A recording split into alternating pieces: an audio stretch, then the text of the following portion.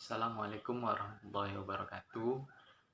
Halo teman-teman, nama saya Reni Gaisanul Afla, mahasiswa Universitas Islam Sultan Syarif Qasim Riau, jurusan Manajemen Pendidikan Islam, Fakultas Tarbiyah dan Keguruan.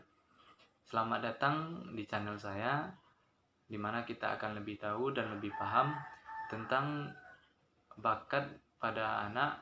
Dan untuk video kali ini kita akan membahas tentang intelijensi pada anak. Nah, video ini saya buat untuk memenuhi tugas tengah semester yang diberikan oleh dosen pengampu Suci Habibah MPD dalam mata kuliah Pendidikan Anak Berbakat. Sebelum kita membahas tentang intelijensi, terima kasih saya ucapkan kepada teman-teman yang sudah mau berkunjung di channel saya. Nah, dalam kehidupan sehari-hari kita pasti sering mendengar kata intelijensi, intelek. Nah, apakah keduanya memiliki kesamaan atau memiliki hubungan atau korelasi di antara keduanya? Nah, hal ini perlu kita gali. Intelijensi berasal dari bahasa Inggris yaitu intelligent, yang berarti kecerdasan untuk memahami. Nah, kemudian bahasa atau kalimat yang kita dengar tadi adalah intelek. Intelek adalah daya atau potensi untuk memahami.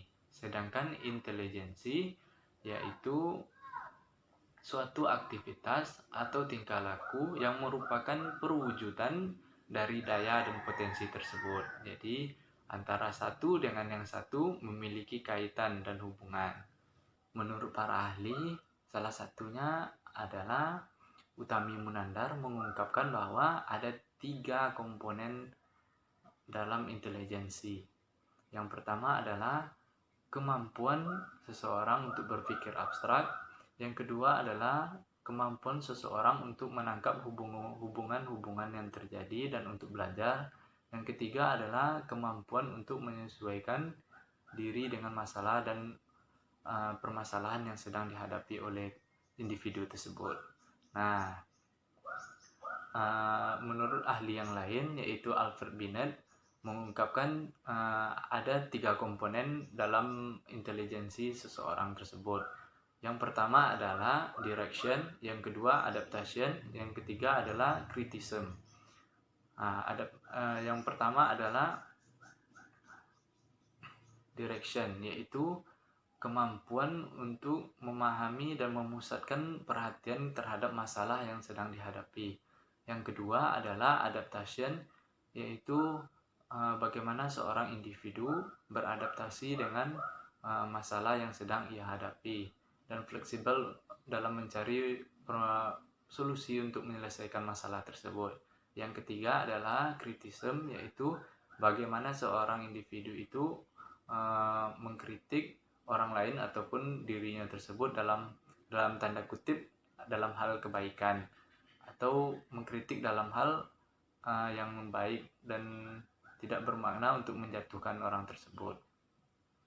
Nah, dari pengertian tersebut kita bisa menyimpulkan bahwa intelijensi adalah suatu aktivitas atau tingkah laku seseorang individu untuk berpikir secara rasional, terarah, agar masalah yang dihadapinya bisa terselesaikan dengan baik. Selanjutnya kita akan membahas tentang ciri-ciri individu yang memiliki intelijensi yang bagus. Nah, menurut Effendi dan Praja, seseorang individu yang memiliki intelijensi yang bagus harus memiliki 8 aspek atau 8 komponen. Nah, apa saja 8 komponen tersebut? Yang pertama adalah purpose behavior, yang kedua adalah organizer behavior, yang ketiga adalah adaptation behavior, yang keempat adalah physical well behavior, yang kelima adalah success orientation behavior, yang keenam adalah clearly motivated behavior, yang ketujuh adalah rapid behavior. Nah, yang terakhir adalah broad behavior. Purpose behavior yaitu kemampuan dari individu untuk melakukan sesuatu secara terarah dan memiliki tujuan yang jelas. Nah, Effendi dan Praja menganggap bahwa seseorang individu yang memiliki tujuan yang jelas dan memiliki arah yang jelas tentang suatu permasalahan, maka orang itu memiliki intelijensi yang bagus. Nah, berikutnya adalah adaptation behavior, yaitu bagaimana seorang individu mampu menyesuaikan dirinya dan tidak bersikap kaku, serta lebih fleksibel dan lebih bisa menyesuaikan diri dengan lingkungan ataupun masalah baru yang sedang ia hadapi. Nah, kemudian physical well behavior adalah kemampuan atau diri dari individu tersebut memiliki jasmani yang bagus, kemudian memiliki ketangkasan dan kepandaian, serta tidak memiliki cacat fisik. Organizer behavior yaitu kemampuan dari seorang individu untuk mengkoordinasi semua bentuk alat ataupun tingkah laku sehingga tujuan yang ingin dicapai oleh individu tersebut bisa tercapai dengan baik. Nah, seseorang individu yang memiliki kemampuan untuk mengkoordinasi segala sesuatu ataupun alat-alat tertentu untuk mencapai tujuan dan menyelesaikan masalah yang sedang ia hadapi merupakan salah satu ciri atau aspek yang sangat penting menurut Praja dan Effendi sebagai seorang yang intelijensinya bagus. Nah, kemudian success orientation behavior, yaitu kemampuan seorang individu untuk menyelesaikan permasalahan yang sedang ia hadapi. Lebih tepatnya, success orientation behavior ini adalah sikap kepercayaan diri dan optimisme dari seorang individu untuk bisa mencapai tujuannya tersebut. Yang berikutnya adalah girly motivated behavior, yaitu seseorang individu mampu melakukan sesuatu untuk kebaikan orang lain. Nah, dalam kaitannya dengan agama Islam, dalam suatu hadis menjelaskan bahwa khairun nasi yanfa'uhum linnasi. Sebaik-baik manusia adalah yang memiliki manfaat bagi orang lain. Nah, menurut Praja dan Effendi, ketika seseorang individu telah mampu memberikan manfaat kepada orang lain, maka dia telah memenuhi salah satu syarat atau aspek seorang yang memiliki intelijensi yang bagus. Nah, dalam Islam disebut dengan hablum minan nas, yaitu bagaimana hubungan yang diciptakan oleh satu individu dengan individu lain atau individu dengan kelompok lain maupun kelompok dengan kelompok lainnya. Kemudian aspek berikutnya yang dikatakan oleh Praja dan Effendi adalah rapid behavior, yaitu seseorang mampu menyelesaikan masalahnya tersebut secara efektif dan efisien. Maknanya di sini adalah seseorang individu melakukan sesuatu dan menyelesaikan sesuatu dengan cepat dan dengan tepat. Dengan kata lain, kuncinya adalah menyelesaikan sesuatu dengan cepat dan tepat. Nah, adapun aspek terakhir yang dikatakan oleh Praja dan Effendi adalah broad behavior. Broad behavior adalah seorang individu memiliki latar belakang yang baik serta sikap yang baik dalam berinteraksi maupun dalam menyikapi suatu permasalahan yang sedang ia hadapi. Nah, kedelapan aspek ini merupakan ciri-ciri intelijensi individu menurut Praja dan Effendi. Nah, selanjutnya kita akan membahas tentang apa itu tes intelijensi.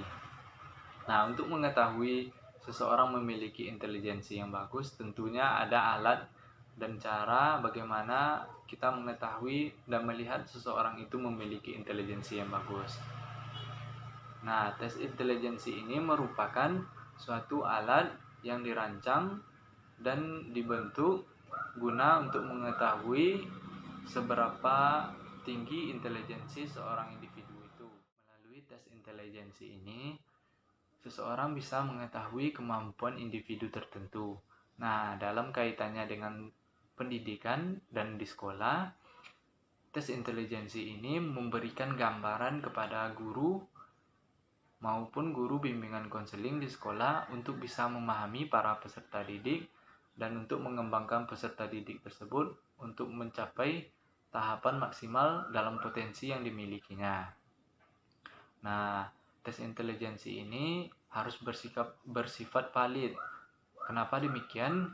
Karena dengan adanya tes intelijensi yang bersifat valid ini, guru di sekolah ataupun guru bimbingan konseling akan lebih mudah dalam mengarahkan ataupun mengembangkan potensi yang dimiliki oleh peserta didik tersebut.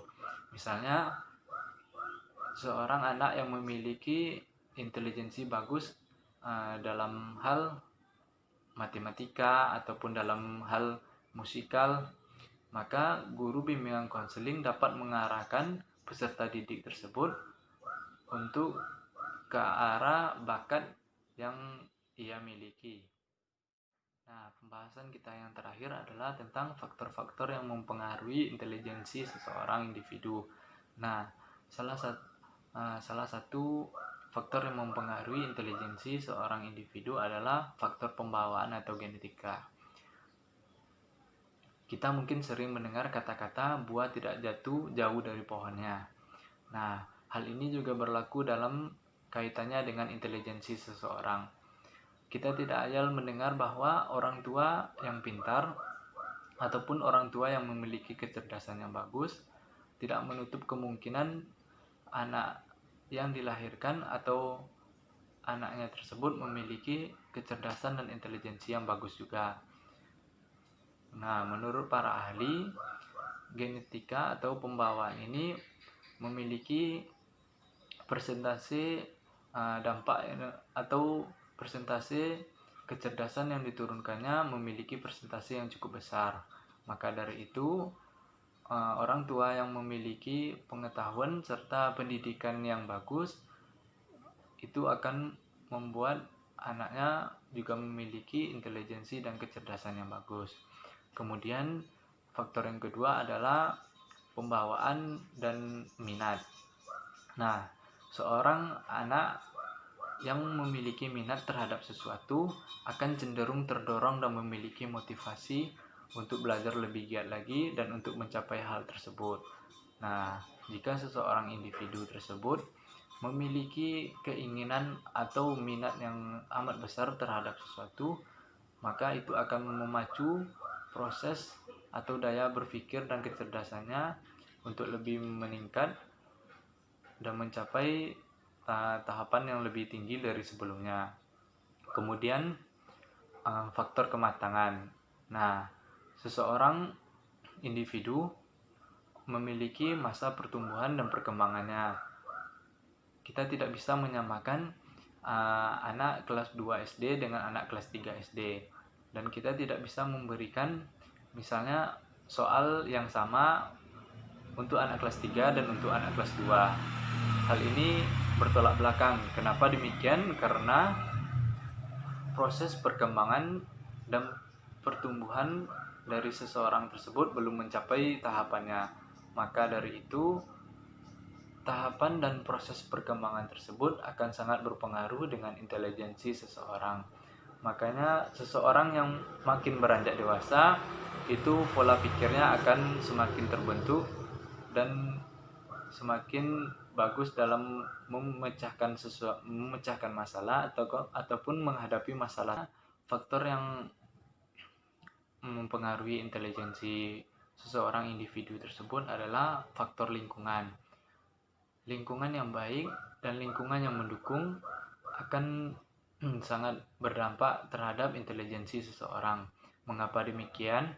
Ketika seseorang individu bergaul dan berkumpul dengan orang yang memiliki kecerdasan dan intelijensi yang bagus, lambat laun orang tersebut akan mempelajari dan berinteraksi dengan orang yang memiliki intelijensi yang bagus tersebut. Nah, dari setiap tingkah laku dan obrolan ataupun percakapan yang dilakukan antara dua individu tersebut, itu akan memberikan dampak terhadap pola pikir dari individu tersebut. Makanya orang yang semulanya tidak memiliki pemikiran atau pola pikir yang bagus, ketika dia bergaul dengan lingkungan yang bagus dan bergaul dengan orang-orang yang memiliki intelektual yang bagus, maka anak tersebut tidak menutup kemungkinan anak tersebut akan memiliki intelektual yang bagus juga. Maka menurut pendapat para ahli, lingkungan tersebut memiliki dampak yang besar, yaitu memiliki persentase sekitar 65% sampai 70% dalam pembentukan intelijensi atau intelektual dari seorang individu tersebut. Maka pada itu kita sebagai seorang guru ataupun sebagai seorang orang tua harus bisa memberikan kepada anak lingkungan yang baik serta lingkungan yang bagus agar perkembangan dan pertumbuhan anak kita tersebut bisa berkembang dan bertumbuh dengan baik juga. Nah, faktor terakhir yang mempengaruhi intelektual seseorang adalah faktor kebebasan. Nah, ketika anak atau individu tersebut diberikan kebebasan untuk memahami sesuatu dan untuk menghadapi sesuatu, maka anak tersebut akan memiliki daya dan potensi untuk bisa memahami dirinya serta menyelesaikan masalah yang sedang ia hadapi. Maka oleh sebab itu, kita sebagai orang tua ataupun sebagai guru tidak boleh mengekang ataupun selalu memerintah anak kita dengan keinginan dan kemauan kita.